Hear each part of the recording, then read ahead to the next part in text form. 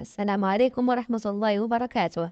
أعلنت وزارة الأوقاف والشؤون الإسلامية أن فرة شهر رمضان المبارك لعام 1446 هجرية ستكون يوم الأحد 2 مارس 2025.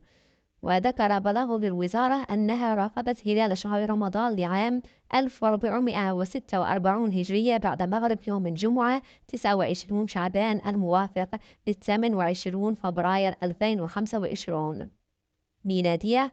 واتصلت من دار الأوقاف ومندوبي الشؤون الإسلامية بالمملكة ووحدات القوات المسلحة الملكية المساهمة في مراقبة الهلال، فأكدوا لها جميعا عدم ثبوت رؤية الهلال.